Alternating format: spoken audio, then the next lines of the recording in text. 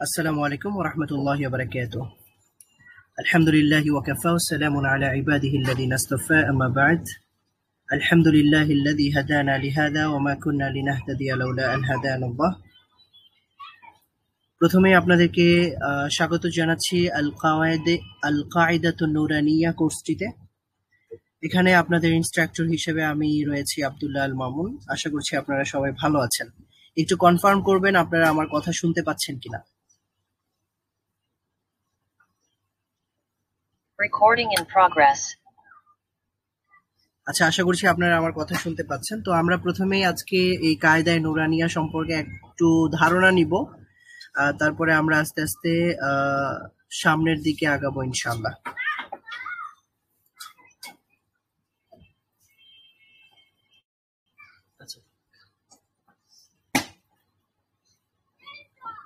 ঠিক আছে, মাশাআল্লাহ। তো কায়দায়ে নুরানিয়া আপনারা বুঝতেই পারছেন, এটা হচ্ছে কাওয়ায়েদা বা কাওয়ায়েদ বা কায়দা। এটা মূলত হচ্ছে কিছু নিয়ম পদ্ধতিকে বোঝায়, আর নুরানিয়া মানে হচ্ছে আলোকিত। তো কায়দায়ে নুরানিয়া মূলত এখানে কিছু এমন চমৎকার কিছু নিয়ম পদ্ধতিগুলো রয়েছে, যে পদ্ধতিগুলো অনুসরণ করলে এবং এই সিলেবাসটা কমপ্লিট করলে আমরা আমাদের আরবি কোরআনুল কারীম পাঠ করতে সক্ষম হব, এবং কোরআনুল কারীম পাঠ করার জন্য যে সকল নিয়ম পদ্ধতি ফলো করতে হয় সেই সকল বিষয়গুলো আমরা ইনশাআল্লাহ আয়ত্ত করে ফেলতে পারবো। তো এটা আমাদেরকে মূলত কিছু বর্ণমালা শিখতে সাহায্য করবে। এখানে আমরা ছোট ছোট কিছু অধ্যায়ে বিভক্ত করা রয়েছে। প্রথমেই আমরা আরবি কিছু বর্ণমালা শিখব, যে বর্ণমালাগুলোর দ্বারা কোরআনুল কারীম লেখা হয়েছে সেই বর্ণমালাগুলো আমরা শিখব। তারপরে আমরা শিখব হারাকাত, অর্থাৎ ফাতহা, দাম্মা, কাসরা, এর ব্যবহার শিখব, এগুলো কাকে বলে সেইগুলো শিখব।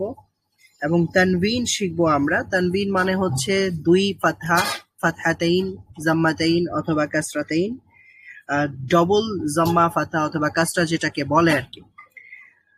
সেই তানবিনের বিষয়ে আমরা আলোচনা করব, আমরা জানবো এক এক করে। তারপরে আমরা মাদ সম্পর্কে জানবো। মাদ মানে হচ্ছে দীর্ঘ করা বা লম্বা করা, আওয়াজকে দীর্ঘ করে পড়া।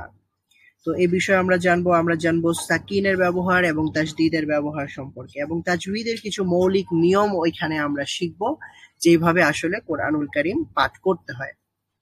আসলে কোরআনুল কারীম বা আরবি ভাষা পাঠ করার জন্য কিছু পদ্ধতি আছে, কিছু নিয়ম নীতিমালা রয়েছে, যেটা অন্যান্য ভাষার মতো নয়। এখানে শুধু অক্ষর শিখলেই সেই আরবি ভাষায় কোরআনুল কারীম সহিহ শুদ্ধভাবে তিলাওয়াত করা যায় না।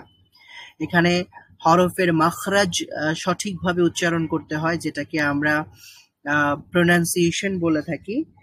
তো আমাদের প্রোনাউন্সিয়েশন ঠিক করতে হবে একেবারে আরবের মতো। প্রত্যেকটা হরফ, প্রত্যেকটা বর্ণ আমাদেরকে সেইভাবে শিখতে হবে, এবং এগুলো ব্যবহার করার পরে, অক্ষরগুলো ব্যবহার করার পরে বিভিন্ন সময়ে তাশদীদ, সাকিন অথবা হারাকাতের ব্যবহারের ভিন্নতার কারণে কখনো কখনো আমাদেরকে গুণনা করতে হতে পারে, অর্থাৎ শব্দটাকে একটু স্থির রাখতে হতে পারে, আবার কখনো শব্দটাকে প্রসারিত করা করতে হতে পারে। তো এই নিয়ম পদ্ধতিগুলো এখানে থাকবে, আমরা এই নিয়ম পদ্ধতিগুলো শিখবো ইনশাআল্লাহ। তো যদি আমরা সহিহ শুদ্ধভাবে কোরআনুল কারীম পাঠ করতে চাই, তাহলে আমাদের পড়ার প্রথম ভিত্তিটাই হবে আল কায়দায়ে নুরানিয়া, অথবা আমরা যে কায়দা বলে যেটাকে চিনে থাকি সেটাই। এটা যদি আমরা না শিখি তাহলে কোরআন সহিভাবে পড়া সম্ভব নয়।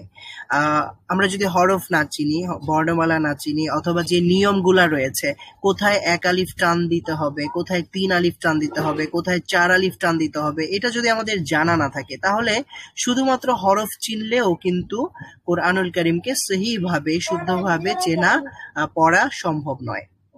তাহলে আমাদেরকে সহিভাবে কোরআন শেখার জন্য কায়দায়ে নুরানিয়া খুবই গুরুত্বপূর্ণ।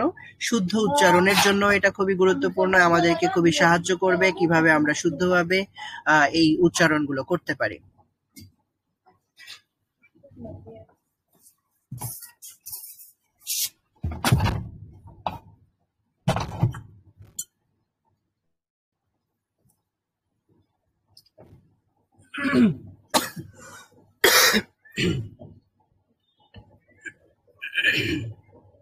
আচ্ছা, দুঃখিত। তো যা বলছিলাম যে কোরআনুল কারীম সহিহ শুদ্ধভাবে পড়ার জন্য কায়দায়ে নুরানিয়া জরুরি, আমাদের শুদ্ধ উচ্চারণ করার জন্যও জরুরি। আমরা এখান থেকে শিখব কিভাবে কফ এর উচ্চারণ করতে হয়, কিভাবে কাফের উচ্চারণ করতে হয়, কিভাবে আ এর উচ্চারণ করতে হয় এবং কিভাবে আ এর উচ্চারণ করতে হয়। কারণ আরবি ভাষায় কিছু কিছু শব্দ বা কিছু কিছু হরফের দেখতে অথবা বাংলায় লিখতে গেলে একই রকম লিখতে হয়, কিন্তু সেটার উচ্চারণ পদ্ধতি ভিন্ন রয়েছে এবং উচ্চারণ স্থান ভিন্ন রয়েছে, সেটা আমরা শিখব। আমরা একই অক্ষরের আবার ভিন্ন ভিন্ন ব্যবহার হতে পারে, যেমন র এর ব্যবহারটা কখনো কখনো বয়ে বিন্দু র এর মতো উচ্চারণ হতে পারে, আবার কখনো কখনো ডয়ে শূন্য র বা ডয়ে বিন্দু র এর মতো উচ্চারণ হতে পারে। কখনো র হতে পারে, কখনো রি হতে পারে। তো কখন র কখন রি, অর্থাৎ কখন ডয় শূন্য র এর মতো উচ্চারণ হবে, কখনো বয় শূন্য র এর মতো উচ্চারণ হবে, সেটা আমরা আজকে না, আস্তে আস্তে সেটা আমরা শেখার চেষ্টা করব ইনশাল্লাহ। এবং এটা যেহেতু এই কায়দায়ে নুরানিয়াটা যেহেতু ধাপে ধাপে সাজানো হয়েছে, প্রথমে আমাদের কথা বিবেচনায় রেখে, যারা প্রাথমিক স্টুডেন্ট আছেন তাদের কথা বিবেচনায় রেখে এটা যেহেতু ধাপে ধাপে সাজানো হয়েছে, তাই এটা আমাদের জন্য পড়া খুবই সহজ। আর আরো একটা হাদিস যেটা না বললেই নয়, সেটা আপনারা জানেন যে আল্লাহ রাসূল সাল্লাল্লাহু আলাইহি ওয়াসাল্লাম বলেছেন, খায়রুকুম মান তাআল্লামাল কুরআনা ওয়া আল্লামাহ। এটা বুখারীর হাদিস। আল্লাহ রাসূল সাল্লাল্লাহু আলাইহি ওয়াসাল্লাম বলেছেন, তোমাদের মধ্যে সর্বোত্তম সেই ব্যক্তি যিনি নিজে কোরআন শেখে এবং অন্যকে শেখায়। তার মানে হচ্ছে আমরা এখানে আজকে কোরআন শেখার জন্য এবং কোরআন শেখানোর জন্য একত্রিত হয়েছি। তার মানে এই কাজটি আমাদের জন্য সর্বোত্তম একটা কাজ, আমাদের জীবনের একটা অন্যতম উপার্জন আমরা বলতে পারি। তো আমরা এটা আসলে কিভাবে শিখবো? আমরা ধাপে ধাপে শিখবো, অনুশীলন ভিত্তিক আমরা এটা শিখবো। প্রথম ধাপেও হচ্ছে আমরা আরবি বর্ণমালা চেনার চেষ্টা করব এবং সঠিক উচ্চারণ অনুশীলন করব। এজন্য আপনাদেরকে কোঅপারেট করতে হবে, আপনাদেরকে আমার বলার পরে বলতে হতে পারে, রিপিট করতে হতে পারে, অথবা আপনারা নিজেদের উচ্চারণগুলো আমি শুনতে হতে পারে। তো এই জন্য আপনারা, আমি আশা করব, কোঅপারেট করবেন, আমাকে সহায়তা করবেন, আপনারা বলবেন, আমাকে শোনাবেন ইনশাল্লাহ। এবং দ্বিতীয় ধাপে আমরা হারাকাত শিখবো, মাদ শিখবো। হারাকাত কাকে বলে এবং সেগুলোর ব্যবহার কি, সেগুলো যদি ব্যবহার করা হয় কোনো হরফের উপরে, তাহলে তার উচ্চারণ কতটুকু দীর্ঘ করতে হবে কিনা, অথবা সেটাকে তাড়াতাড়ি পড়তে হবে কিনা, সেই ব্যাপারে আমরা জানবো। এবং মদের ব্যাপারে জানবো, যে বিষয়টা আমাদেরকে খুবই দীর্ঘ করে বা লম্বা করে পড়তে হয়, সেই বিষয়টাও জানবো আমরা ইনশাল্লাহ। এবং তৃতীয় ধাপে আমরা সাকিনের ব্যবহার, তাসদীদ এবং সংযুক্ত শব্দ পড়ার নিয়ম শিখব। সংযুক্ত শব্দ বা সংযুক্ত হরফ, 2-3টা হরফ একসাথে মিলালে কিভাবে উচ্চারণ করতে হয় সেইভাবে জানবো। এরপরে সর্বশেষ আমরা ছোট ছোট কিছু আয়াত পড়ার অনুশীলন করব, চেষ্টা করব। আর আপনারা নিশ্চয়ই প্রসপেক্টাস পেয়ে গেছেন, সেই প্রসপেক্টাস অনুযায়ী আপনারা বুঝতেই পারছেন আমরা কি কি এখান থেকে শিখতে যাচ্ছি। তো অতএব আমরা বলতে চাই যে এখন আমরা কি কি শিখতে যাচ্ছি। আমরা হচ্ছে কায়দায়ে নুরানিয়া কোরআন শেখার একটা প্রথম ধাপ, এটা আমরা জানলাম। আমরা আজকে প্রথম ধাপে পদার্পণ করেছি, পা রেখেছি। আমরা আস্তে আস্তে ইনশাআল্লাহ এর চূড়ান্ত পর্যায় পর্যন্ত যাব এবং শেষ পর্যন্ত আমরা কোরআনুল কারীম পড়ার মতো বা তেলাওয়াত করার মতো একটা সক্ষমতা অর্জন করব। হয়তো আজকে না পারলেও একটা সময় আমরা সেখানে গিয়ে পৌঁছাবো ইনশাআল্লাহ। এবং এই কোর্সটি আমাদেরকে সহিভাবে তেলাওয়াত করতে শেখাবে ইনশাআল্লাহ, যদি আমরা আমাদের এই সময়টাকে কাজে লাগাই, আমরা আমাদের এই সময়টাকে গনিমত মনে করি, আমরা আমাদের সময়টাকে আমাদের জন্য আল্লাহর প্রদত্ত একটা উপহার মনে করি। এবং আমরা এগুলাকে ধাপে ধাপে শিখবো এবং প্রতিদিন অনুশীলন করব ইনশাআল্লাহ। ক্লাসের পরেও আপনাদের এগুলো যদি আপনারা অনুশীলন চালিয়ে যান, তাহলে আপনাদের ফলাফল আরো বেশি সুন্দর হবে এবং আরো বেশি চমৎকার হবে ইনশাআল্লাহ। এখন আপনারা কিছু প্রশ্ন কি করতে চান আমাকে এতক্ষণ আমি যেটা বললাম, অথবা আপনারা কে কতটুকু পড়েছেন, আগে কোথাও কখনো আপনারা কোরআনুল কারীম পড়েছেন কিনা অথবা কায়দা পড়েছেন কিনা, যদি আমাকে একটু বলতেন।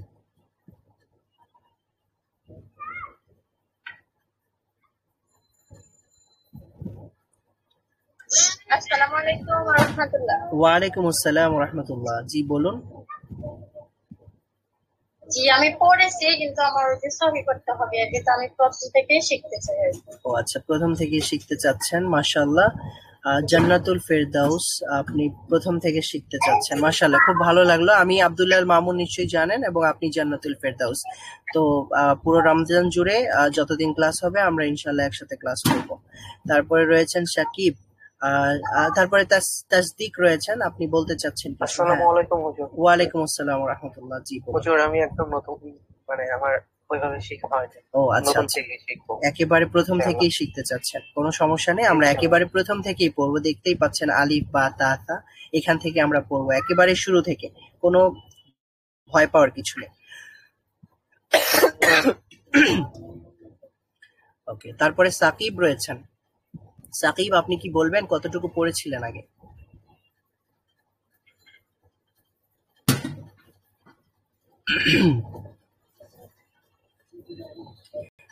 আচ্ছা, যাই হোক, আমরা আস্তে আস্তে জেনে যাব ইনশাল্লাহ। আপনারাও কথা বলবেন, ইনশাল্লাহ আমরা সবার ব্যাপারেই জানবো, এবং আমরা ভালোভাবেই আগানোর চেষ্টা করব ইনশাল্লাহ। তো প্রথমেই প্রত্যেকটা কাজই কিন্তু বিসমিল্লাহ দ্বারা শুরু করতে হয়। হ্যাঁ, সাকিব আমাদেরকে বলেছেন যে তিনি ছোটবেলায় কিছু পড়েছিলেন, তো এখন তিনি আবার কন্টিনিউ করতে চাচ্ছেন। ঠিক আছে, মাশাআল্লাহ, আপনাদের এই সফর খুবই বরকতময় হোক, দোয়া করছি। এবং আপনারা এই যাত্রায়, অর্থাৎ কোরআনুল কারীমের এই যাত্রায় একেবারে শেষ পর্যন্ত, চূড়ান্ত পর্যায় পর্যন্ত পৌঁছে যান, সেই দোয়াই করছি। আল্লাহ তাআলা আমাদের সকলের প্রতি সহায় হন, আমিন। তো প্রত্যেকটা কাজ বিসমিল্লাহ দ্বারা শুরু করতে হয়। আমরা আমাদের এই পাঠ বিসমিল্লাহ দ্বারা শুরু করব, কারণ আল্লাহ রাসূল সাল্লাল্লাহু আলাইহি ওয়াসাল্লাম বলেছেন, কুল্লু আমরিন যী বালিন লাম ইয়াবদা বিসমিল্লাহি। প্রত্যেকটা কাজ যেটা গুরুত্বপূর্ণ সেটা যদি বিসমিল্লাহ দ্বারা শুরু করা না হয়, তাহলে আল্লাহ রাসূল সাল্লাল্লাহু আলাইহি ওয়াসাল্লাম শব্দ ব্যবহার করেছেন, যের অর্থ হচ্ছে যে সেই কাজটা অসম্পূর্ণ থেকে যায়, সেই কাজটা পরিপূর্ণ হয় না। তো এই জন্য প্রত্যেকটা কাজ বিসমিল্লাহ দ্বারা শুরু করতে হয়। আমরা আমাদের এই পাঠটাকে বিসমিল্লাহ দ্বারা শুরু করব, এবং যখন আমরা কোরআনুল কারীম পাঠ করব তখন একটা মাসআলা হলো যে কোরআনুল কারীম পাঠ করার শুরুতে আমাদেরকে আউযু বিল্লাহি মিনাশ শাইতানির রাজিম পাঠ করতে হয়। শয়তানের প্রতারণা থেকে আল্লাহর কাছে আশ্রয় প্রার্থনা করতে হয়, সেটা হচ্ছে আবশ্যক বিষয়। তো যেহেতু আমরা এখন কায়দা পড়ছি, এই জন্য আমাদের আউযু বিল্লাহ হয়তো পড়া জরুরি নয়, তবে আমরা বিসমিল্লাহির রহমানির রহিম পড়াটা হচ্ছে জরুরি, এটা আমরা পড়ে নিব। এবং আজকে আমরা আদ-দারস আল-আউয়াল, প্রথম দার্স বা প্রথম পাঠের দিকে আগাচ্ছি। এখানে রয়েছে হুরুফুল হিজা আল মুফরাদা, কিছু মুফরাদা মানে হচ্ছে একক, আর হিজা মানে হলো এখানে আরবি যে বর্ণমালাগুলো রয়েছে, আরবি বর্ণমালাগুলোকে হুরুফুল হিজা বলা হয়। তো আমরা যেটাকে বাংলায় বর্ণমালা বলে থাকি সেটাকে আরবিতে হুরুফুল হিজা বলা হয়। এবং এখানে মুফরাদা মানে হলো একক শব্দগুলো বা একক বর্ণগুলো এখানে রয়েছে। আমরা এই একক বর্ণগুলো এখানে দেখব। জানতে চাচ্ছেন যে এই পিডিএফটা আপনারা পেতে পারেন কিনা? অবশ্যই এই পিডিএফটা আপনারা পেতে পারেন, আপনাদেরকে সেটা সরবরাহ করা হবে ইনশাল্লাহ। আচ্ছা, ঠিক আছে। তো যেহেতু আপনারা দুই একজন হয়তো আগে পড়েছেন, হয়তো বা নতুন করে আবার পড়তে চাচ্ছেন, এখন যদি আপনারা এখান থেকে একটু পড়তেন তাহলে আমার জন্য বোঝাও সহজ হতো। প্রথমে আমি একটু বলে দেই, আমি আগে পড়ি। প্রথমেরটা রয়েছে আলিফ, আলিফ, আলিফ, তারপরে হলো বা, বা, তা, সা, জিম, হা, খ, দাল, দাল, র। এই পর্যন্ত আপনারা নিশ্চয়ই জানেন এই শব্দগুলো। আমি ভেবে নিচ্ছি জানেন, তবে আমাদের উচিত হচ্ছে একেবারে শুরু থেকে শুরু করা। এই জন্য আমরা প্রথম লাইনটা আগে দেখি। প্রথম লাইনটা হচ্ছে আলিফ। আপনারা কি আমার সাথে একটু বলবেন? আলিফ, আলিফ, বা, তা, তা, তা, তা, তা, সা, তা, সা। সা। হ্যাঁ, মাশাআল্লাহ, খুব ভালো। আপনারা সবাই একটু উচ্চারণ করলে ভালো হতো। সা উচ্চারণ করার বিষয়টা হচ্ছে কিভাবে আমরা উচ্চারণ করব। আমাদের জিহ্বার অগ্রভাগ, এটা হচ্ছে আমাদের সামনের উপরের দাঁতের অগ্রভাগের সাথে একটু টাচ করবে যখন আমরা সা বলবো। দেখেন, একটু জিহ্বার অগ্রভাগ, আপনি নিজে নিজে একটু ইমাজিন করুন আর আপনার জিহ্বার অগ্রভাগটি আপনার সামনের উপরের দুই দাঁতের অর্থাৎ সামনের উপরের একেবারে ফ্রন্টে যে দাঁত দুইটা থাকে যেটা হাসলে দেখা যায় সেই দুইটা দাঁতের সাথে একটু লাগান। হ্যাঁ, লাগিয়ে একটু উচ্চারণ করার চেষ্টা করেন তো, নরম করে, শক্ত করে না। সা সা সা, তাহলে দেখবেন যে আওয়াজটা কিন্তু চেঞ্জ হয়ে গেছে। বাংলায় এরকম কোনো ফন্ট নাই, বাংলায় এরকম কোনো হরফ নাই, কোনো অক্ষর নেই, যার কারণে এটা আমাদের কাছে একটু নতুন মনে হতে পারে। হ্যাঁ, একটু উচ্চারণ করুন। সা।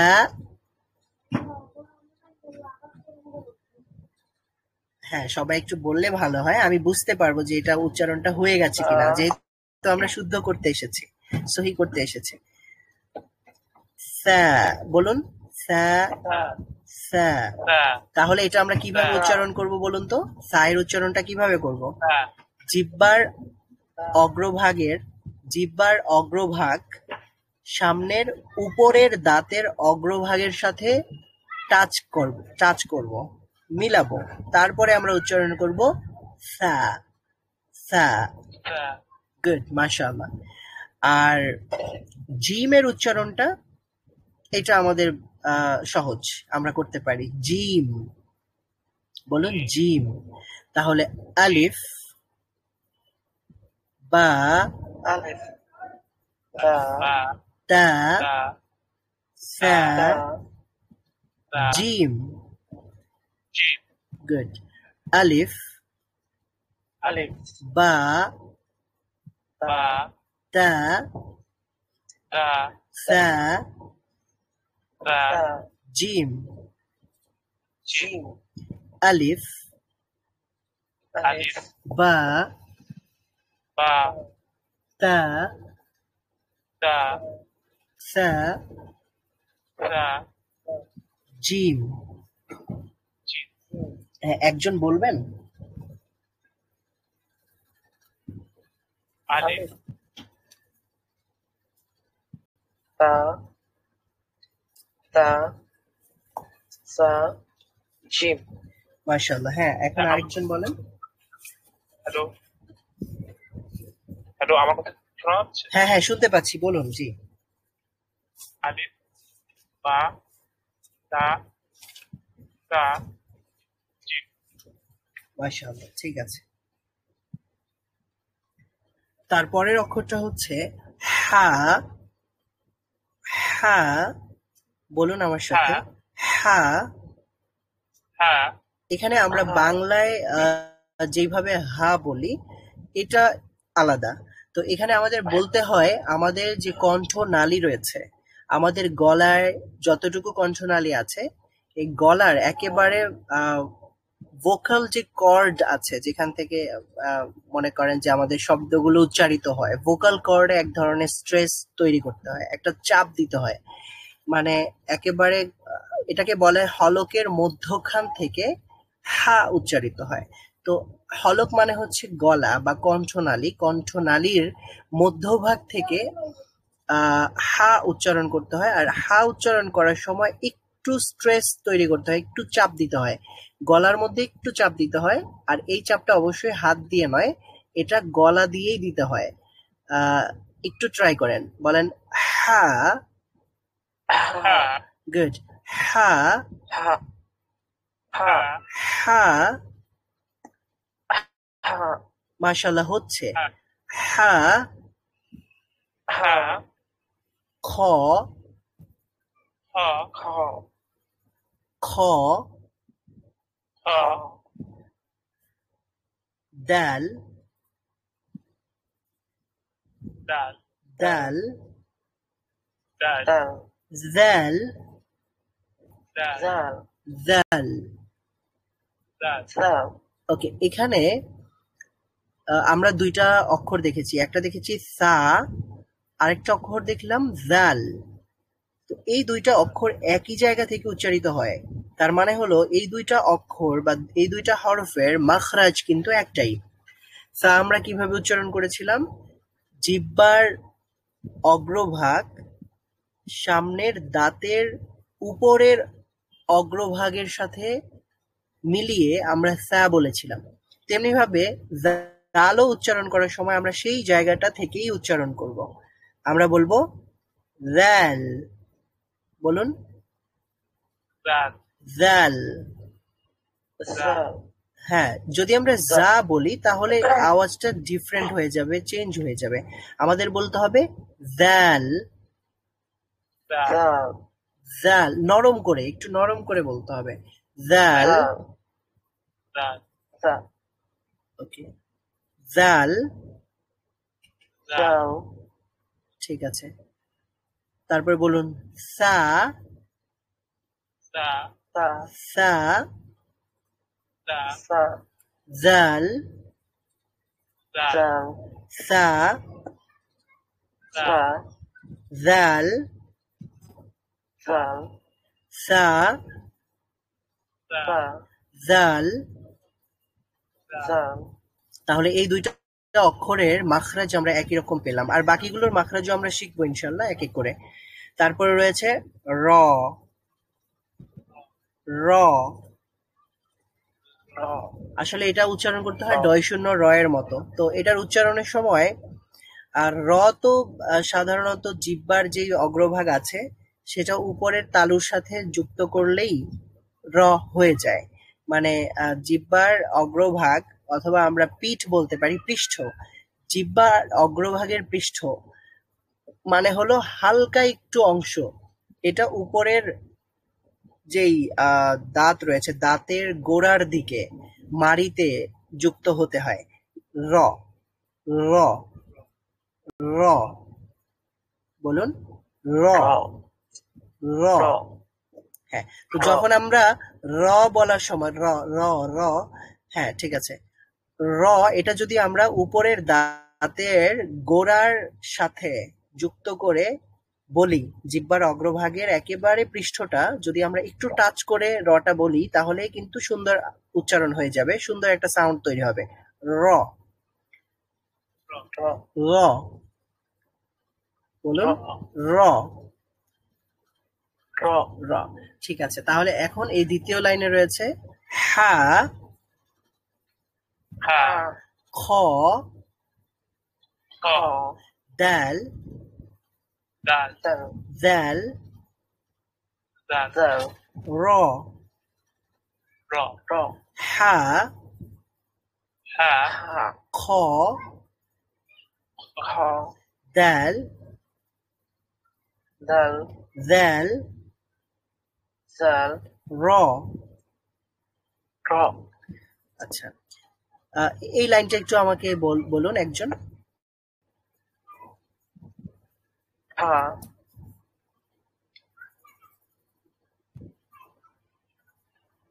Ha. Dal. Dal. Ra.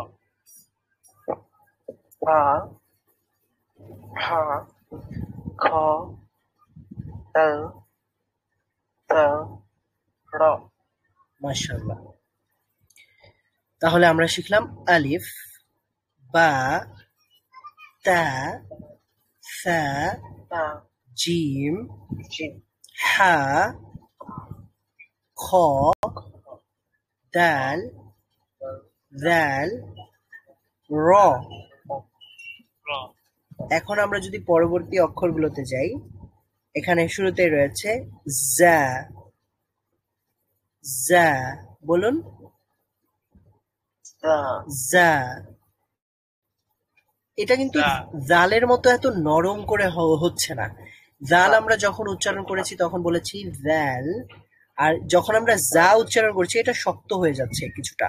যা। Ha. যা। জা যা। Za. জা সিন। সিন। শিন। শিন। Shin. صاد. Sad. صاد.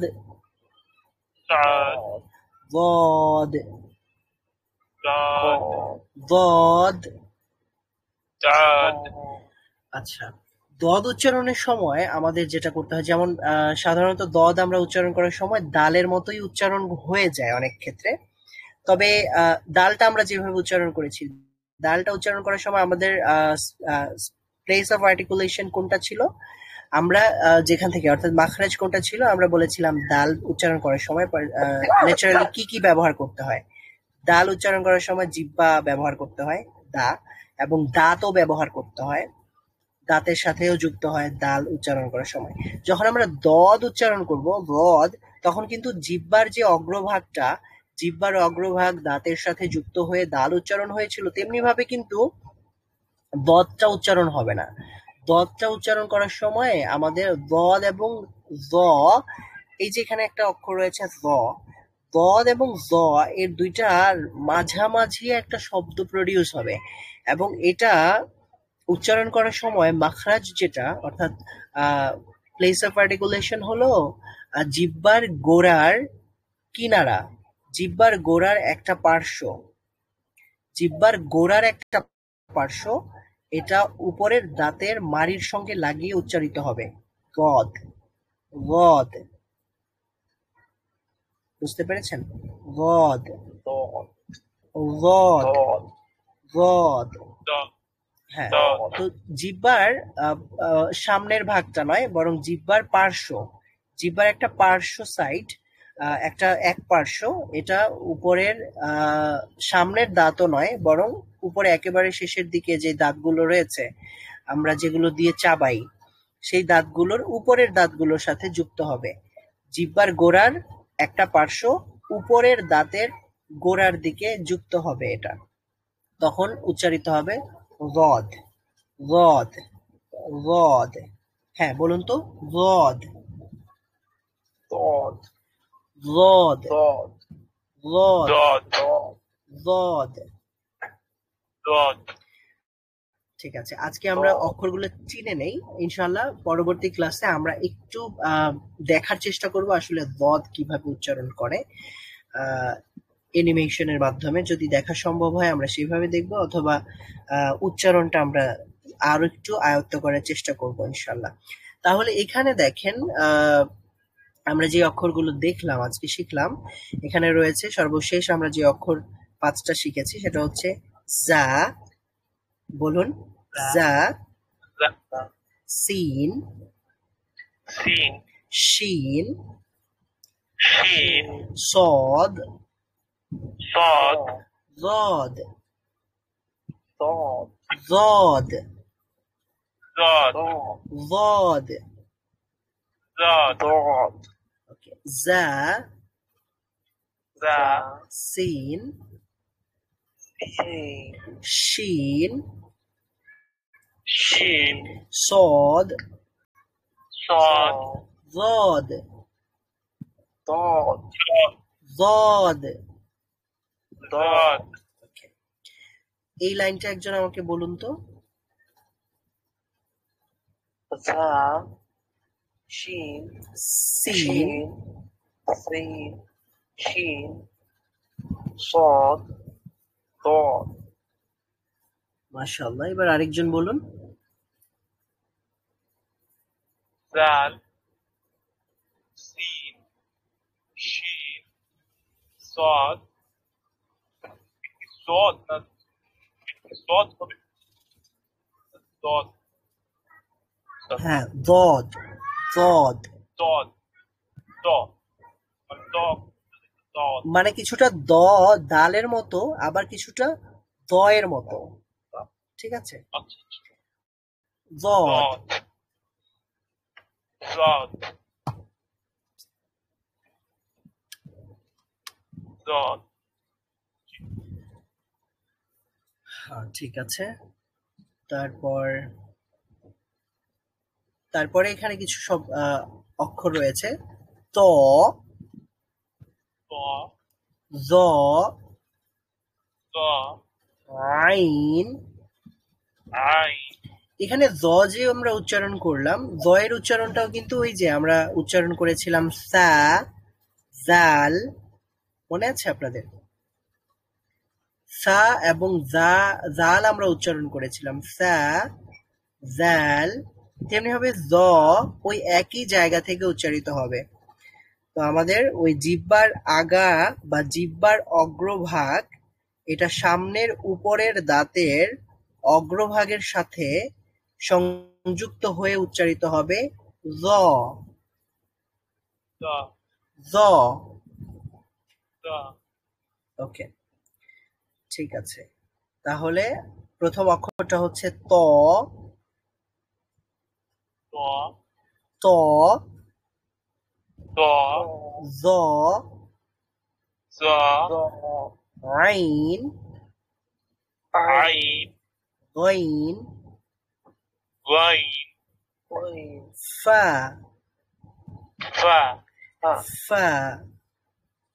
fa, হ্যাঁ, মাশাআল্লাহ।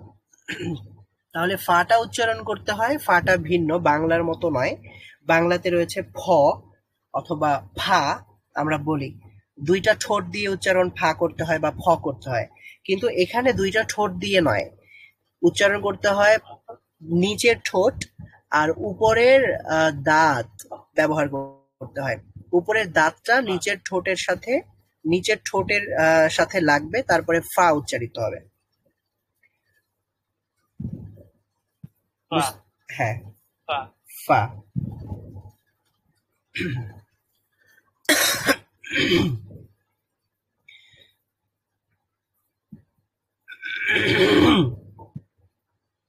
আচ্ছা, তাহলে প্রথমে রয়েছে ত, আমার সাথে বলুন। the, জ, the, আইন, ein, গইন, gain, গইন, gain, ফা, fa, ত, the, জ, the, আইন, ein, গইন, gain, ফা। fa, ওকে, একজন বলুন তো। the, the, ein, gain, fa, মাশাআল্লাহ। হ্যাঁ, আরেকজন বলুন। the, the, ein, gain, fa, মাশাআল্লাহ, ঠিক আছে। তারপরে আমরা আরো 2 লাইন শিখব।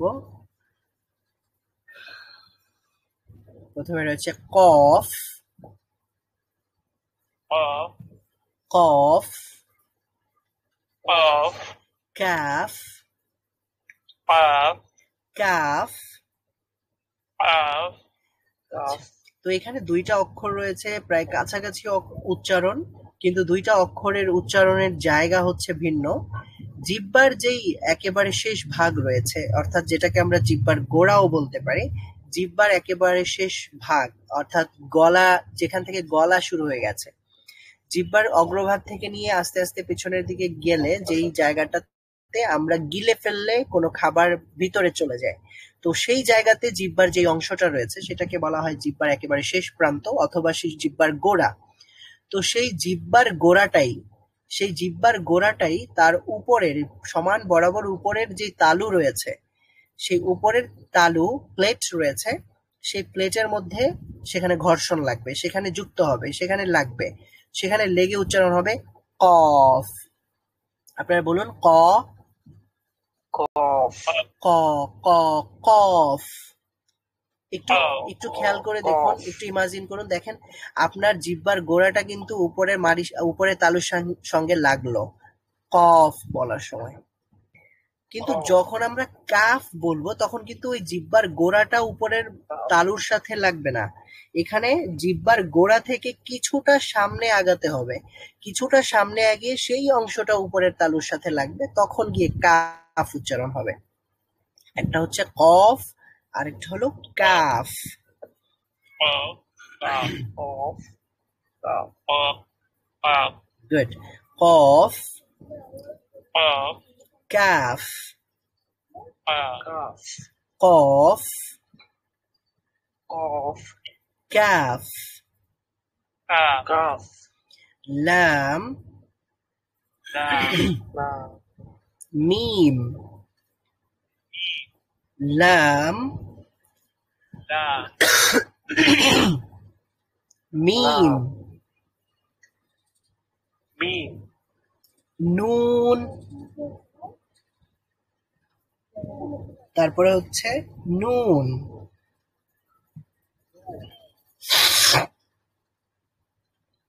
ওকে, তাহলে প্রথমে রয়েছে কফ, qaf, কাফ, লাম, লাম, মিম, নুন।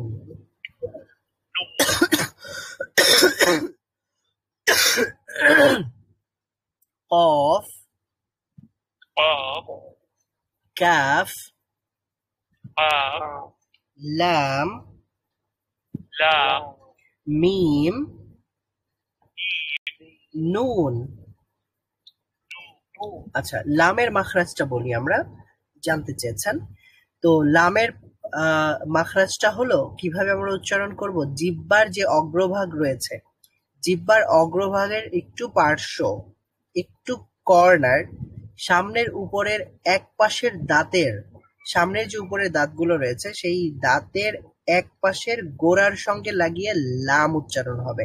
যখন আমরা লাম বলি তখন কি কি অর্গানস ব্যবহার করা হয়?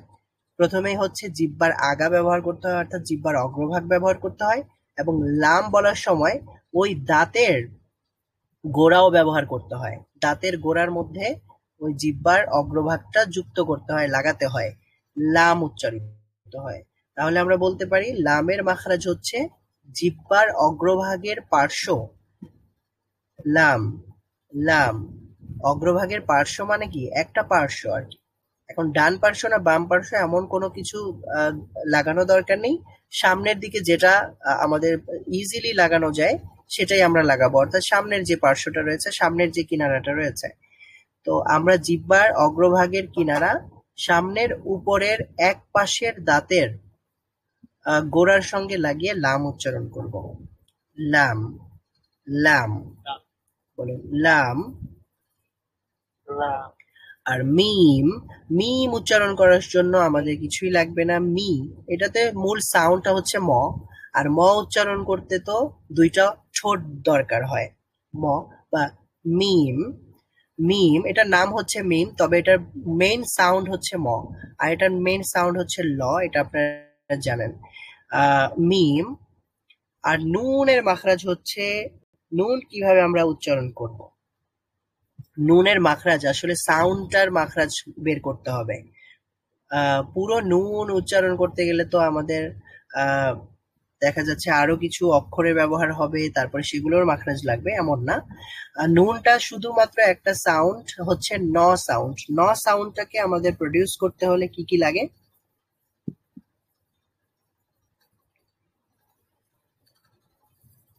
নুন সাউন্ডটা প্রডিউস করতে হলে আমাদের জিহ্বার যে অগ্রভাগ আছে তার বরাবর উপরের তালুর সঙ্গে লাগালেই ন উচ্চারণ হয়ে যায়। আর এইখানে ন উচ্চারণ করতে হলে নাকও ব্যবহার করতে হয় অবশ্যই।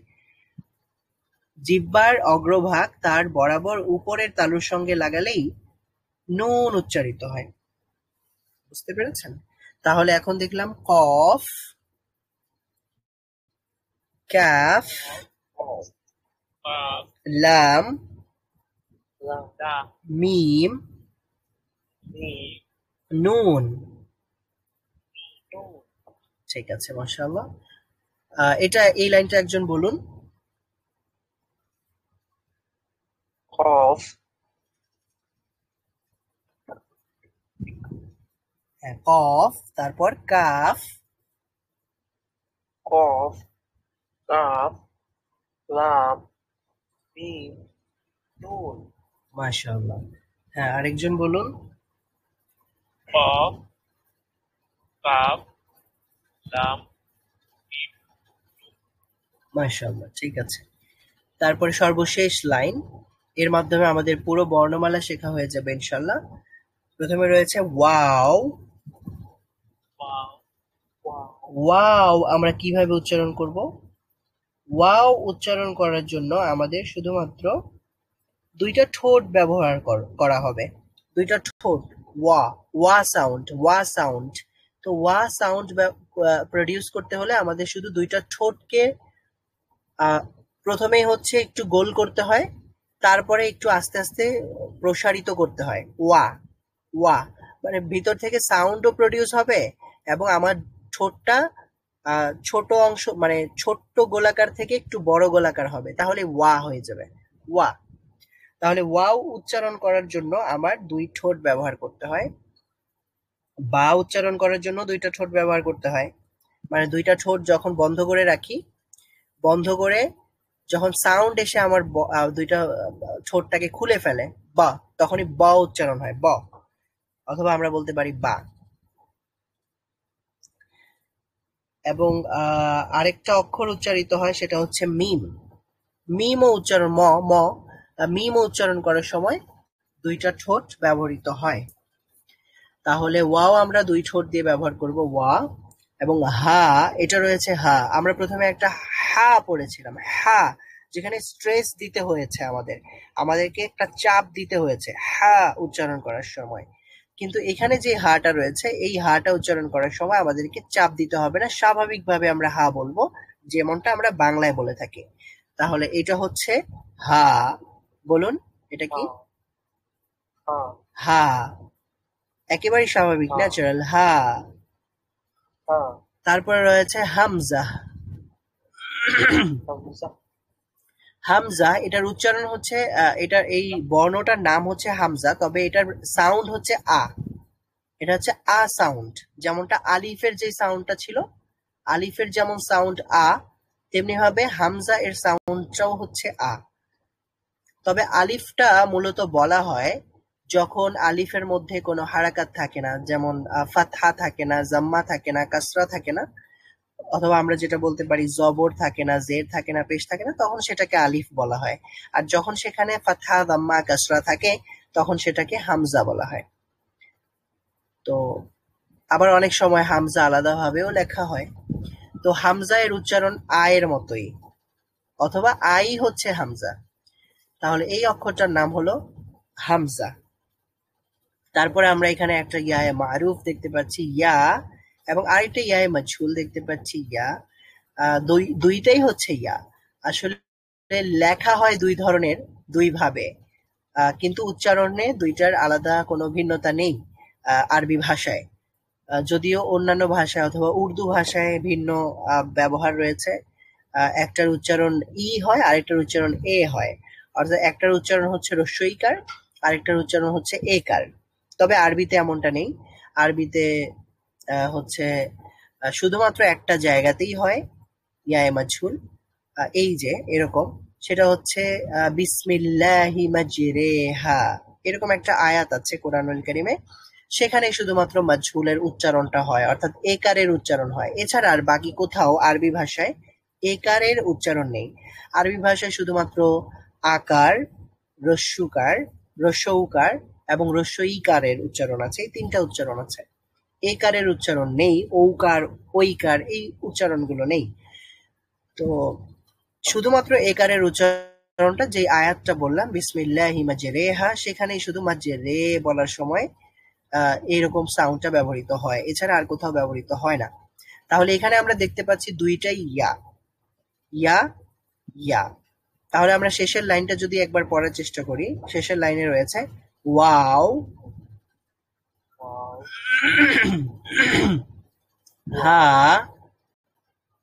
ওয়াও, হা, হা, হামজা, হামজা, ইয়া, ইয়া, ইয়া। ইয়া। আচ্ছা, একজন আমাকে একটু বলুন তো। ওয়াও, হা, হামজা, ইয়া, ইয়া। মাশাআল্লাহ, ঠিক আছে, আরেকজন বলুন। ওয়াও, হা, হামজা, ইয়া, ইয়া। ঠিক আছে, এখন আমার মনে হয় আপনারা এই অক্ষরগুলো নিজেরা এখন আমাকে শোনাতে পারবেন সবগুলোই। যে কেউ একজন আমাকে সবগুলো একটু শোনান তো, অক্ষর কি আপনারা চিনতে পেরেছেন? একটা সমস্যা আছে কিছু কিছু অক্ষরে, মানে ওইটা ঠিক আছে, মানে এখনো এটার যে এই উচ্চারণটা এটা একটু মাথায় আসতেছে না। ওকে, আচ্ছা সমস্যা নেই, আমরা আরো একটু দেখবো তাহলে। একজন একটু শুরু থেকে যদি পড়েন, আলিফ বা তা থেকে।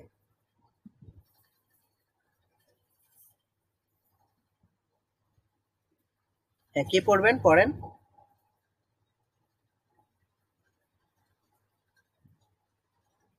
প্রথম লাইনটা পড়েন কেউ একজন। আরেকবার পড়ে দিলে মানে একটু ভালো হতো। ও আচ্ছা আচ্ছা, তাহলে হ্যাঁ আরেকবার পড়ে দিচ্ছি, দেখ। আলিফ, বলুন আমার সাথে, আলিফ আলিফ বা বা তা দা সা দা জিম জি হা হা খ খ দাল দাল জাল দাল র র জা দা সিন সিন শিন শিন صاد صاد ضاد। ضاد ওকে, আবার আলিফ আলিফ বা তা বা দা সা দা জিম জিম হা হা খ খ দাল দাল জাল দাল র র জা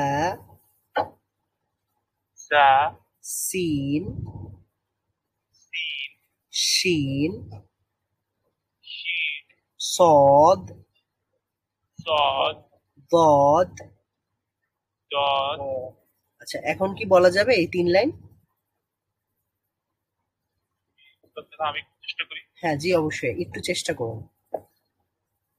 আলিফ বা তা দা জিম।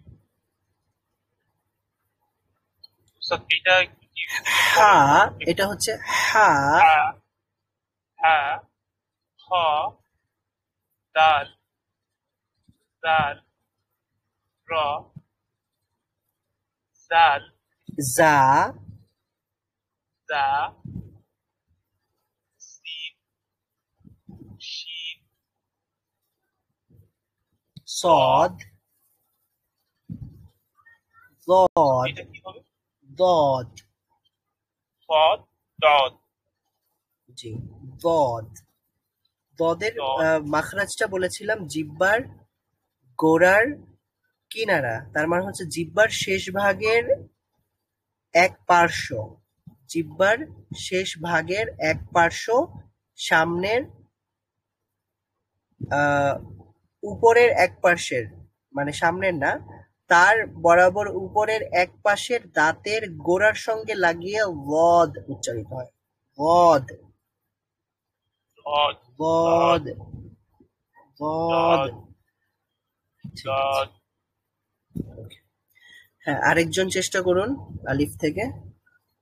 আলিফ বা তা সা জিম হা খ দাল জাল র জা সিন শিন صاد ضاد।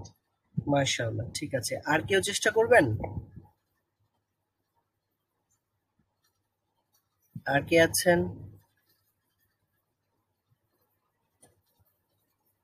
ওকে, এর পরের যে 3 লাইন আছে সেটা আমরা দেখি। পড়ুন আমার সাথে। ত ত জ দ আইন আইন আইন আইন আইন আইন গাইন ওই কইন ফা বা ফা قاف قاف كاف قاف لام لام لام ميم ميم نون نون واو واو ها ها همزة همزة يا يا يا يا আবার তো ض ظ ظ عين عين غين قوي فاء فا قاف قاف كاف قاف لام لام لام ميم ميم نون نون واو واو ها ها همزة همزة همزة يا يا يا يا এবার এই 3 লাইন বলুন তো طا صا عين قين فا قاف قاف لام ميم نون واو واو হা ها همزة يا يا ঠিক আছে মাশাআল্লাহ আরেকজন বলুন ضا ظا عين غين فا قاف قاف قاف قاف لام কফ এরপরে কাফ প্রথমটা কফ قاف তারপরে কাফ قاف لام ميم نون ওয়াও وسط ওয়াও واو হা ها همزة يا يا মাশাআল্লাহ ঠিক আছে তো এটাকে আরেকটু ভালোভাবে করার জন্য আমরা একটু ডিফারেন্ট ওয়েতে পড়ি দেখেন আলিফ ألف হা ها জা زا تا সিন سين খ خا বা با تا তা تا دا দাল دا دال শিন شين شين صاد صاد ذال دال دال ثاء دا دال جيم جيم راء را ضاد دا ضاد আচ্ছা আবার যদি বলি আলিফ ألف ألف বা সরি হা ها ها জা زا دال সিন شين খ خا বা با তা دا دا دا দাল دا دال শিন شين صاد صاد ذال دال دال ثاء دا جيم شين راء را ضاد ضاد কেউ একজন পড়তে পারবেন পড়া যাবে যে প্যাটার্নে পড়লাম যেমন কিছুটা স্নেক স্নেক প্যাটার্ন উপর থেকে নিচে আবার নিচ থেকে উপরে আরেকবার হ্যাঁ হ্যাঁ, আরেকবার বলুন। বলুন। আলিফ, আলিফ, হা, হা, জা, জা, সিন, সিন, খ, খ, বা, বা, তা, তা,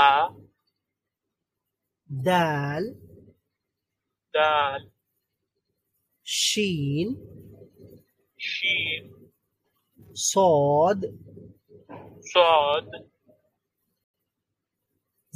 ذال দাল, ثاء তা, جيم জিম, را র, ضاد। দদ, আচ্ছা আরেকবার বলি। আলিফ, আলিফ, হা, হা, জা, জা, সিন, সিন, খ, খ, খ, বা, বা, বা, তা, তা, দা, দাল, দাল, দাল, শিন, শিন, صاد صاد, দদ, ذال দাল, দাল, ثاء তা, দা, جيم জিম, را র, র, ضاد। দ, দ, ঠিক আছে, এখন কি চেষ্টা করতে পারবেন নাকি আমরা আরেকবার পড়বো? আরেকবার, আরেকবার, ঠিক আরেকবার আছে। বলি। আলিফ, আলিফ, আলিফ, হা, হা, জা,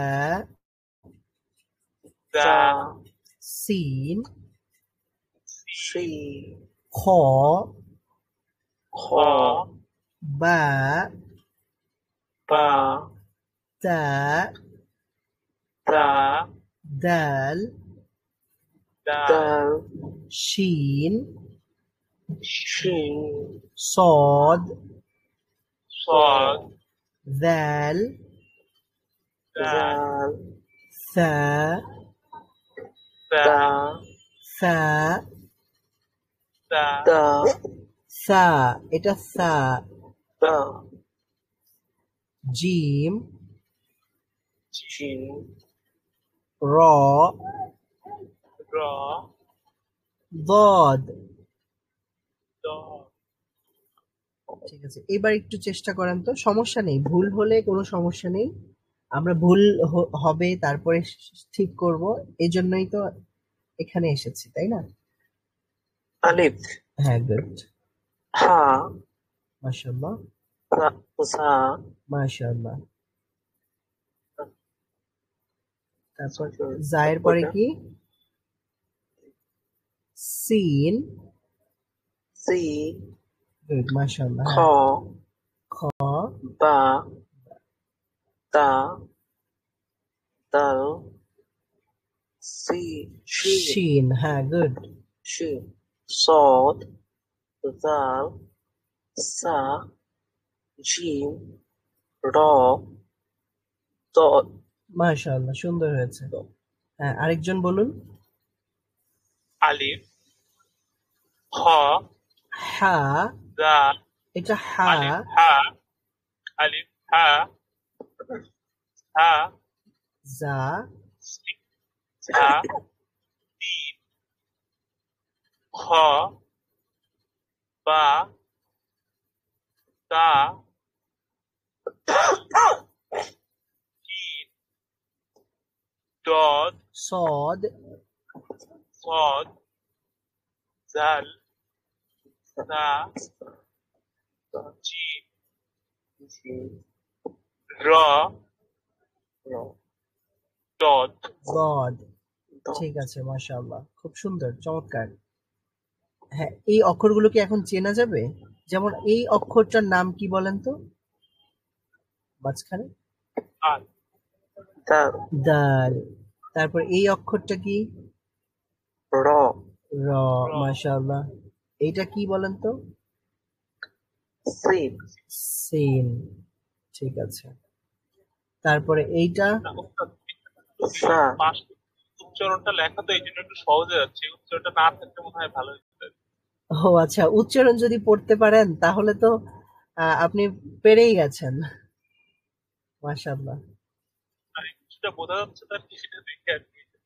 হ্যাঁ, আচ্ছা আচ্ছা, ঠিক আছে, সমস্যা নেই। এরপরে যখন আমরা পরবর্তী পেজে চলে যাব তখন আর লেখা থাকবে না, তখন আমাদের এমনিতেই শিখে নিতে হবে, চিনে নিতে হবে।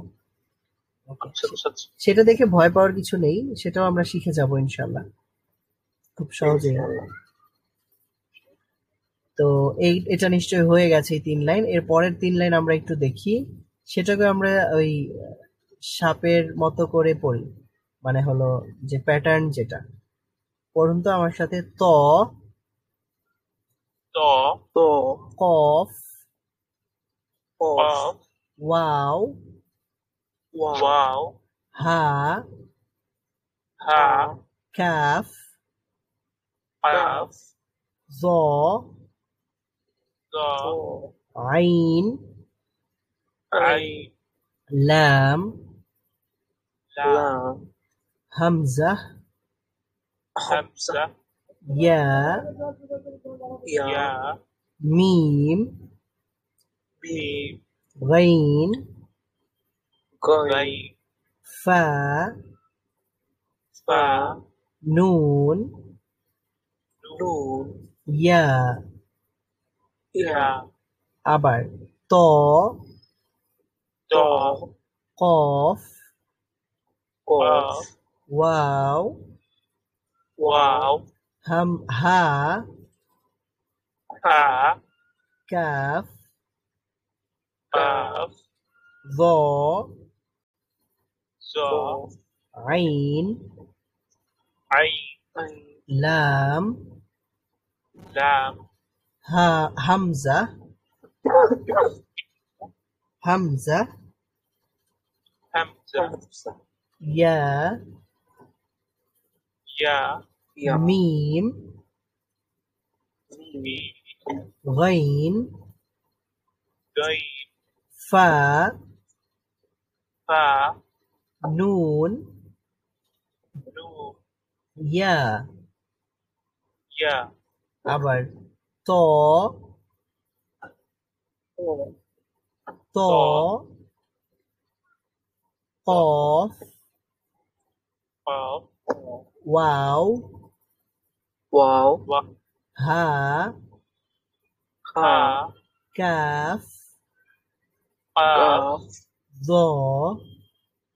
The. জ আইন, Ain. আইন লাম, Lam. লাম হামজা, Hamza. হামজা ইয়া, Ya. ইয়া মিম, মিম গাইন, গইন ফা, Fa. ফা নুন, নুন ইয়া। Ya. ইয়া ঠিক আছে, এবার কি আপনারা বলবেন নাকি আরো একবার পড়বো?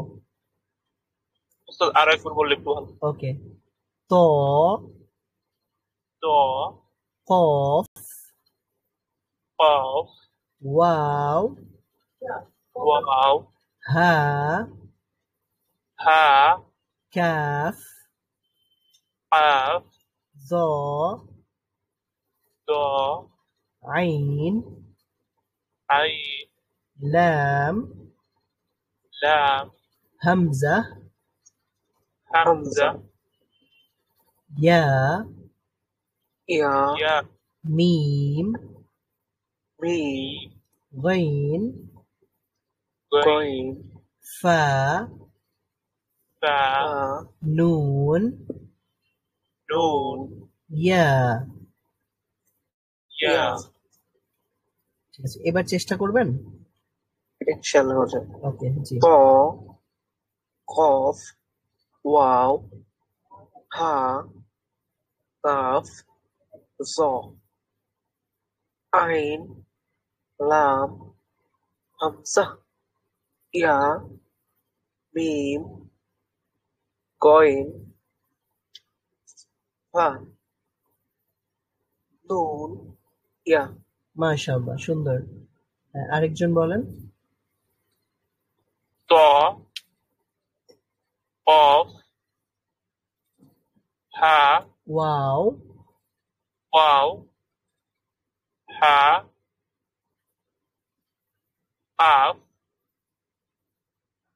জ,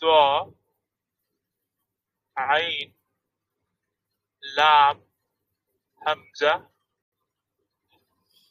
ইয়া, লাম, মিম, গইন, মিম, গইন, হচ্ছে হা, ফা। ফা, নুন, ইয়া। মাশাআল্লাহ, ঠিক আছে, সুন্দর হয়েছে। এবার আমরা একটু সবগুলো প্র্যাকটিস করি। একবার শুরুতে মানে সিরিয়াল ওয়াইজ বলেন, আলিফ, বা, তা, সা, এইভাবে। আলিফ, বা, তা, সা, জিম, হা, খ, দাল, দাল, র, ঝা, সিন, শিন, দ, সদ, সদ, দদ,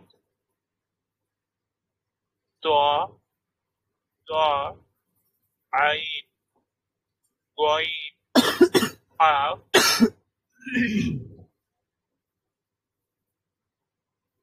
এরপর হচ্ছে কাফ।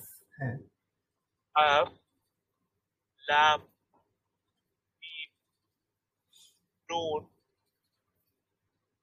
ওয়াও, হা, হামজা, ইয়া, ইয়া। মাশাআল্লাহ, সুন্দর হয়েছে। হ্যাঁ, আরেকজন বলেন তো। আলিফ, বা, তা, সা, জিম, হা, খ, দাল, জাল, র, সা, সিন, শিন, صاد، ضاد، ط، ظ، عين، غين، فا، قاف، কাফ, লাম, মিম, নুন, ওয়াও, হা, হামজা, ইয়া, ইয়া। ঠিক আছে, মাশাআল্লাহ। এবার আমরা একটু শেষের দিক থেকে চেষ্টা করব। হ্যাঁ, সাকিব, আপনি পড়তে পারেন। জিম, সা, জিম, তা, সা, বা, আলিফ, এইভাবে। জিম, সা, তা, বা, আলিফ, হ্যাঁ,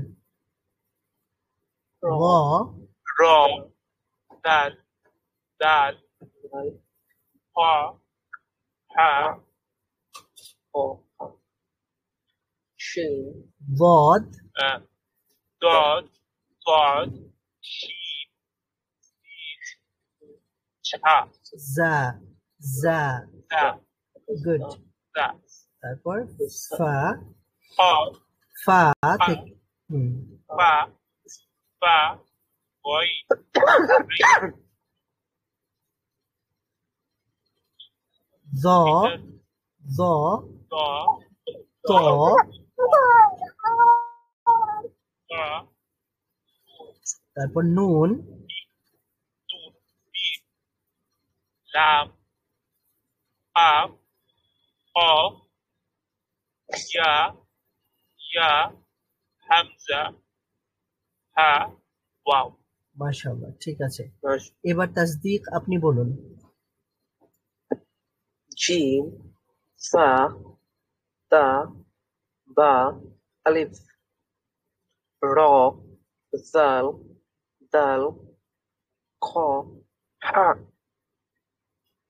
গদ দদ সদ দদ গদ দ দ দদ দদ জি দদ দদ সদ গইন শিন আইন এটা শিন তো বলেছেন শিন শিন সিন সা ফা গইন আইন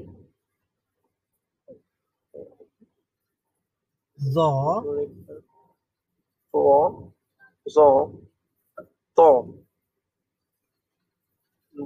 নুন মিম লাম কাফ কফ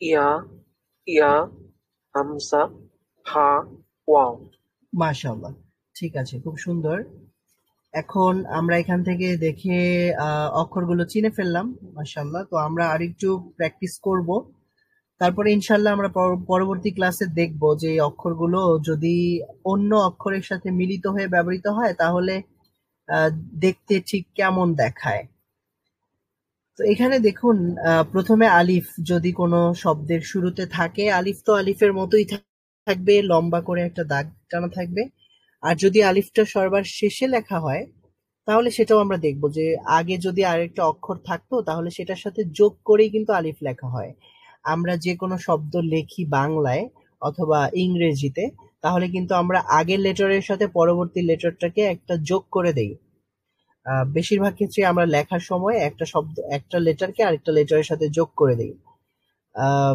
তেমনি ভাবে আরবিতেও একটা লেটার আরেকটা লেটারের সাথে যোগ হয়ে যাবে একটা হরফ আরেকটা হরফের সাথে সংযুক্ত হয়ে যাবে যেমন এখানে আমরা দেখতে পাচ্ছি হরুফুল হিজা লেখা হয়েছে হা আছে র আছে তো হা আর র কে দুইটাকে একসাথে যোগ করে ফেলা হয়েছে তো এখানে যদি আমরা যোগ করতে যাই তাহলে আমরা দেখতে পাচ্ছি যে এখানে হা যেটা রয়েছে এই হাটা কিন্তু সম্পূর্ণ হা লেখা হয়নি কিছু অংশ লেখা হয়েছে তাই না শুধুমাত্র হায়ের যে অগ্রভাগ যে শুরু অংশটা এতটুকু লেখা হয়েছে আর বাকিটুকু কিন্তু লেখা হয়নি বাকিটুকু র চলে এসছে র সংযুক্ত করে দেওয়া হয়েছে তো এরকমই আমরা পরবর্তী ক্লাসেও চিনে যাব ইনশাল্লাহ আজকেও একটু বলে দেই যে যখন আলিফ তো হচ্ছে শুরুতে থাকলেও কোনো পরিবর্তন হবে না যেমন এখানে আমরা দেখতে পাচ্ছি আদ-দারসুল আউয়াল আপনারা নিশ্চয়ই দেখতে পাচ্ছেন আদ-দারসুল আউয়ালের শুরুতে আলিফ আছে এই আলিফের মধ্যে কোনো পরিবর্তন নেই যেভাবে আলিফ ছিল সেভাবেই আছে তো বায়ের মধ্যে কি পরিবর্তন হবে বায়ের মধ্যে মূলত অর্ধেক লেখা হবে মানে প্রথম অংশটা লেখা হবে আর এই নুক্তাটা অবশ্যই লেখা হবে এখানে একটা নুক্তা থাকবে তারপরে তায়েরও একই কথা প্রথম অংশটাই লেখা হবে পরের অংশটার সাথে আর অন্য একটা অক্ষর যুক্ত হয়ে যাবে আর যদি অন্য কোনো অক্ষর আমরা যুক্ত না করি তাই সর্বশেষ লিখলাম তাহলে তো আর তাকে অর্ধেক লেখার প্রয়োজন নেই পুরোটাই লিখবো সাও তেমনি ভাবে কি করতে হবে এতটুকু লেখা হবে অর্ধেক লেখা হবে জিমের ক্ষেত্রে কি করা হবে সেটাও অর্ধেক লেখা হবে সেটা অর্ধেক আমরা কি করে করব এই যে উপরের অর্ধেক লেখা হবে বুঝতে পেরেছেন নুক্তা সহ এর নিচে যে ফোঁটা রয়েছে এটাকে নুক্তা বলা হয় তো হাও কি করতে হবে অর্ধেক লিখতে হবে খ কতটুকু লিখতে হবে উপরের অর্ধেক দাল কি করতে হবে দালকে তো আর আলাদা করা যায় না তো দালকে পুরোটাই লিখতে হবে বুঝতে পেরেছেন তাহলে দাল পুরোটাই লিখতে হবে এখন আমরা দেখব যে কোন কোন অক্ষর পুরোটাই লিখতে হয় শুরুতে থাকলে আর শেষে যদি থাকে তাহলে সবগুলো অক্ষরই পুরোটা লিখতে হয় এখন আমরা দেখছি যে শুরুতে যদি কোনো অক্ষর থাকে তাহলে সেটা আমরা কিভাবে লিখব শুরুতে যদি কোনো অক্ষর থাকে তাহলে সেটাতে আমরা সম্পূর্ণই শুরুতে যদি কোনো অক্ষর লেখা হয় তাহলে সেখান থেকে আমরা অর্ধেক অক্ষরটা লিখি পুরো অক্ষরটা লিখি না দাল জাল র এগুলা ভিন্ন এগুলা পরিপূর্ণই লিখতে হয় যা পরিপূর্ণ লিখতে হয় সিনের ক্ষেত্রে কি করতে হয় প্রথম অংশ সিনের ক্ষেত্রে এই যে প্রথমে যে অংশটা আছে এই অংশটা লেখা হয় পরের অংশটুকু লেখা হয় না অর্ধেক লেখা হয় যেমন এখানে আপনারা দেখতে পাচ্ছেন সিন ইয়া নুন লেখা হয়েছে তো সিনের অগ্রভাগ লেখা হয়েছে শিনের ক্ষেত্রেও কি করা হবে অগ্রভাগ লেখা হবে সদের ক্ষেত্রেও অগ্রভাগ লেখা হবে প্রায় ম্যাক্সিমাম অক্ষরেই অগ্রভাগ লেখা হয় অথবা উপরিভাগ লেখা হয় নিম্নাংশ অথবা পরবর্তী ভাগ শেষাংশ লেখা হয় না সংযুক্ত করে যখন লেখা হয় এবং অক্ষরটা যদি শুরুতে থাকে ত এটা সম্পূর্ণ লিখতে হয় জ এটা সম্পূর্ণ লিখতে হয় আইন এটা শুধুমাত্র অগ্রভাগ বা প্রথমাংশ, বলতে পারেন উপরাংশ। গইন উপরাংশ লিখতে হয়, ফায়েরও প্রথমাংশ লিখতে হয়, কফেরও প্রথমাংশ। কাফ এটা হচ্ছে একেবারে শুরুতে যদি থাকে তাহলে কাফ আমরা আসলে কিভাবে লিখবো? কাফটাকে একটু অন্যরকম করে লিখতে হয়। কাফটাকে অন্যরকম করে কিভাবে লিখতে হয়? এই কাফের উপরে একটা এরকম দাগ দিতে হয়। এটা নিশ্চয়ই আপনারা দেখেছেন। এই যে এখানে দেখেন, এইখানে যে হাতের কাফ, মতো। হ্যাঁ এইখানে যে কাফটা লিখেছে, হ্যাঁ এই কাফটার মতো একটু দাগ দিয়ে এইভাবে লিখতে হয়। ওকে, তারপরে লাম কি করতে হয়? লামটাও হচ্ছে ওই অগ্রভাগ অথবা প্রথমাংশ লিখতে হয়, শেষাংশ ছাড়তে হয়। মিমেরও হচ্ছে প্রথমাংশ অথবা উপরিভাগ লিখতে হয়। যেমন এখানে আপনারা দেখতে পাচ্ছেন, মিমকে কয়েকভাবে লেখা যায় সেটা আমরা দেখবো ইনশাল্লাহ। এবং নুনেরও অগ্রভাগ লিখতে হয় অথবা প্রথমাংশ লিখতে হয়। ওয়াও এটা যদি শুরুতে থাকে তারপরেও পুরোটা লিখতে হয়, মাঝখানে থাকলেও পুরোটা, শেষে থাকলেও পুরোটা লিখতে হয়। আর হা এটাও পুরোটাই লিখতে হয়। হা এরও লেখার কিছু পদ্ধতি ভিন্ন ভিন্ন আছে, ভিন্ন ভিন্ন ভাবে লেখা যায় সেটা আমরা দেখব। হামজা এটা শুরুতে থাকলে তো এইভাবেই লিখবে, শেষে থাকলেও এইভাবেই লিখবে, এবং মাঝখানে থাকলে ভিন্ন রকম লেখে সেটা আমরা দেখে নিব ইনশাল্লাহ। আর ইয়া যদি শুরুতে থাকে তাহলে ইয়াটা বায়ের মতো করে হবে, সেটা আমরা দেখবো ইনশাল্লাহ। শুধুমাত্র নিচে দুইটা নুক্তা থাকবে, অর্থাৎ এই যে এরকম একটা অংশ থাকবে আর নিচের দিক দিয়ে দুইটা নুক্তা থাকবে, অথবা এটার মতো একটু অংশ থাকবে, নিচের দিকে দুইটা নুক্তা থাকবে। তাহলে সম্পূর্ণ অক্ষর কোনগুলো লিখতে হয়? আমরা এখানে দেখলাম পরিপূর্ণ অক্ষর লিখতে হয় দাল, সরি আচ্ছা, পূর্ণাঙ্গ ভাবে অক্ষর লিখতে হবে দালকে, এবং আরো কিছু অক্ষর আছে দাল লিখতে হয় বারবার, একই সমস্যা।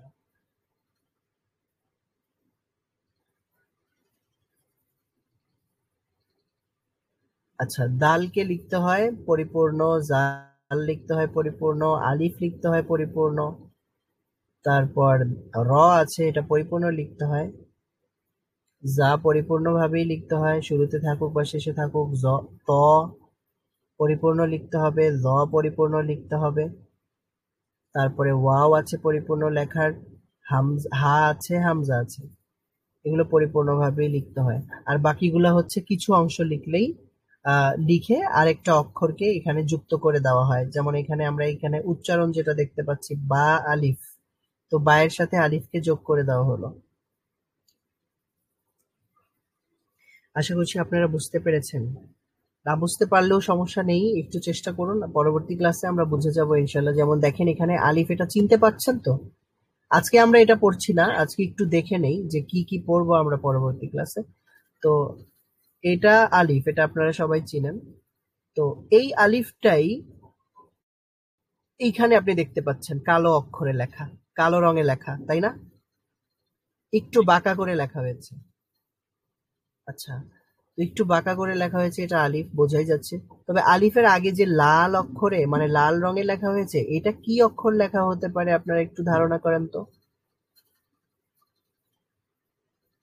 এরকম করে আমরা কি অক্ষরটা লিখতে পারি?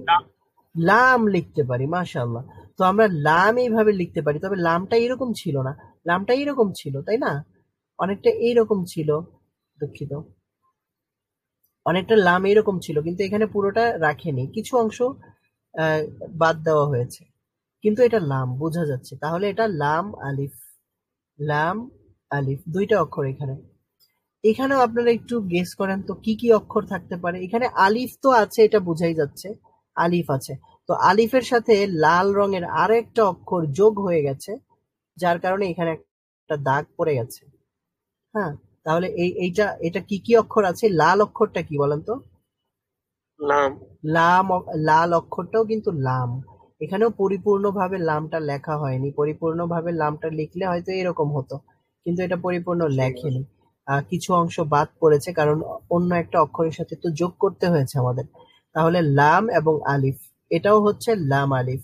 লাম আলিফ এভাবেও লেখা যায়, লাম আলিফ এভাবেও লেখা যায়।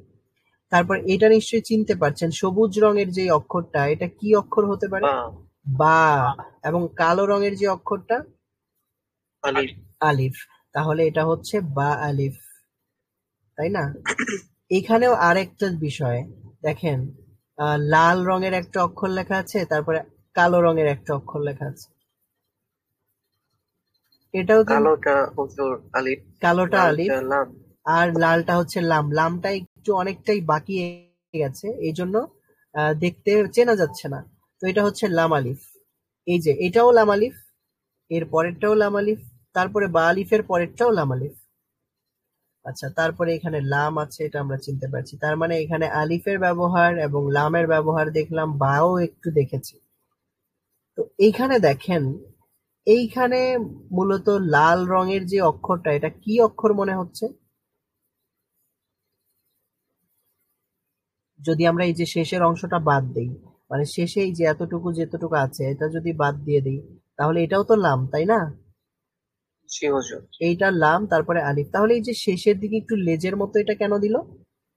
এটা এই জন্য দিয়েছে কারণ শেষে আপনি যদি অন্য একটা অক্ষর যোগ করতে চান তাহলে আপনি করতে পারবেন। দেখেন এখানে আমরা যদি অন্য একটা অক্ষর যোগ করি, বলেন কি অক্ষর যোগ করব?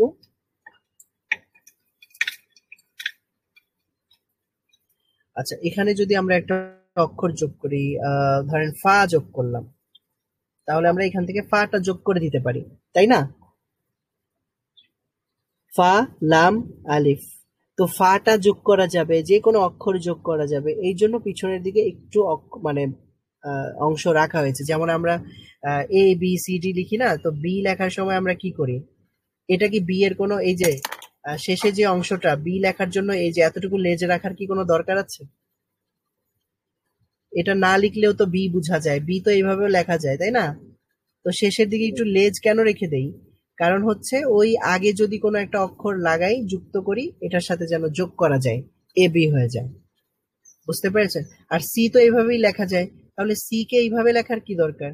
মানে একটু লেজ রেখে দেই কেন? কারণ হচ্ছে আগের কোনো অক্ষরের জেডটার সাথে, সঙ্গে। আগের কোনো অক্ষরের সাথে যেন আমরা এটাকে যুক্ত করতে পারি, এর জন্য একটু লেজ রাখা হয়। বা লেজ রাখলে একটু দেখতে হয়তো বা একটু ডিফারেন্ট মনে হলেও এটা বোঝা যায়। তো এটা হচ্ছে লামালি। তারপরে এই যে এখানে, এইটা কি অক্ষর মনে হয় আপনাদের? এটাও তো হুজুর লাম। হ্যাঁ, এইটাও লাম, তবে খুব একটা চেনা যাচ্ছে না।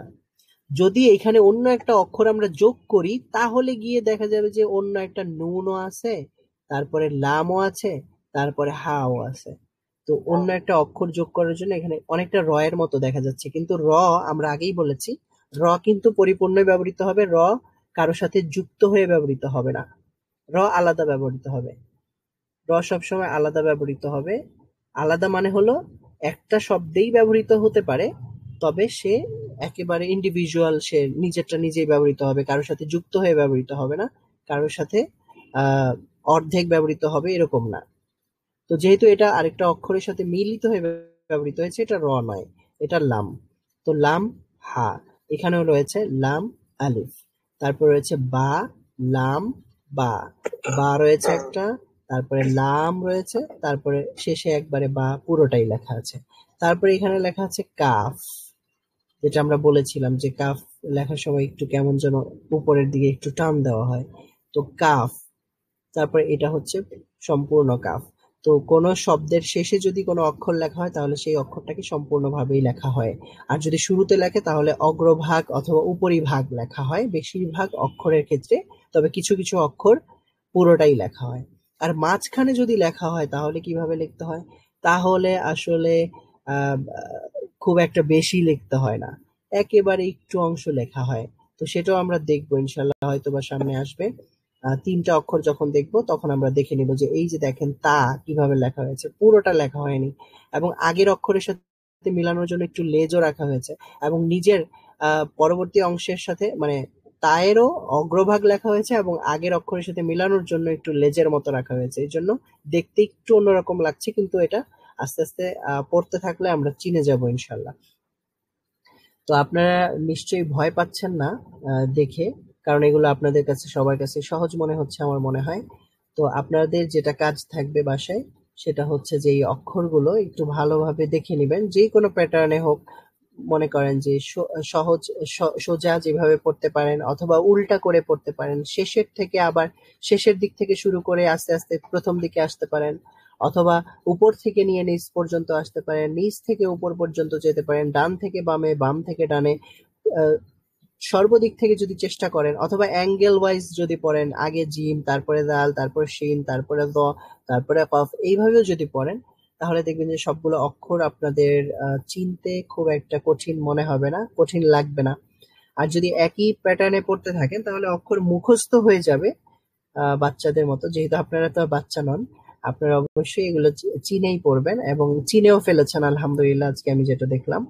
তো পরবর্তী ক্লাসেও আপনাদের জন্য সহজ হবে ইনশাআল্লাহ, এবং পরবর্তী ক্লাসটা খুব সুন্দর হবে আশা করছি।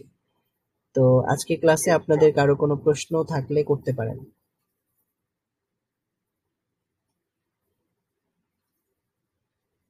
আপনাদের কারো কোনো প্রশ্ন আছে?